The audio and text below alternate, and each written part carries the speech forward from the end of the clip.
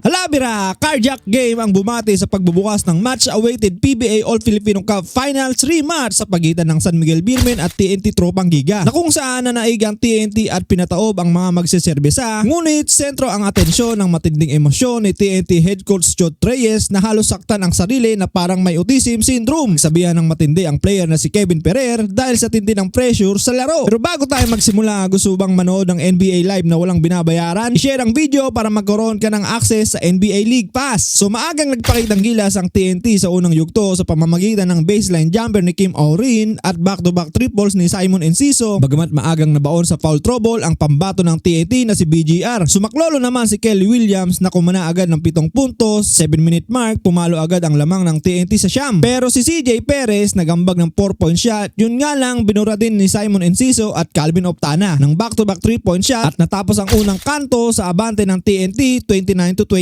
Pagpasok ng second quarter, lalo pang nabaon ng Beermen nang paluin ng TNT ang 15-point lead 37-22 sa pangunan ni Henry Gallinato at Jordan Heading sa kabila ng double-double performance ni Jonmar Fajardo at CJ Perez bago matapos ang first half. Hindi ito sapat para tapatan ang init ng shooting ni Napoy Eram at Kelly Williams. Sa puntong ito, kitang-kita ang tensyon sa bench ng TNT ng pagsabihan ni Coach Jot Reyes si Kevin Ferrer, habang ang coach mismo ay tila hindi mapakali sa galit na gusto nang dagukan si Ferrer. Pero natapos ang second quarter, malaki pa ang lamang ng TNT 53-36. Sa pagbubukas ng ikatlong kanto, sinamantala ng SMB ang mga turnover ng TNT para ilunsad ang isang 7-0 run dahilan upang lumapit ang score sa 53-43. Dito na halos magwala sa venue si Coach Jot Reyes dahil sa sunod-sunod na errors ang kanyang kupunan, kung saan naging stress ito at tila sinasaktan ng sarili na parang may autism syndrome. Nagpatuloy ang bakbakan ng mga dambuhala sa ilalim ng ring, nagpalitan ng puntos sina Gallinato at Williams para sa TNT, habang sina Muala Tautua at Jonmar Fajardo naman ang bumitbit sa Beermen upang may baba ang lamang sa 6, 70-64. Papasok ang huling yugto. Naging dikdikan ng laban sa fourth quarter nang may baba ni Rodri Brondial at Jonmar Fajardo ang lamang sa isa na lang, 77-78. Mabilis namang rumisponde sina Calvin Optana at Jordan Heading sa pamamagitan ng isang 8-0 run para muling bigyan ng hinga ang TNT. Sa huling isang minuto, muling nabuhayan ng SMB matapos magpakawala ng crucial na 4-point shot si Don Trollano at back-to-back basket mula kay Jericho Cruz para idikit ang laro sa 91-92. Sa huling possession ng Beermen, nasa kamay ni Don Trollano ang pagkakataong may panalo ang laro, ngunit kapos ang binitawan niyang top of the key 3-point shot, tuluyang naitakas ng TNT ang panalo para makuha ang 1-0 lead sa best of 7 series.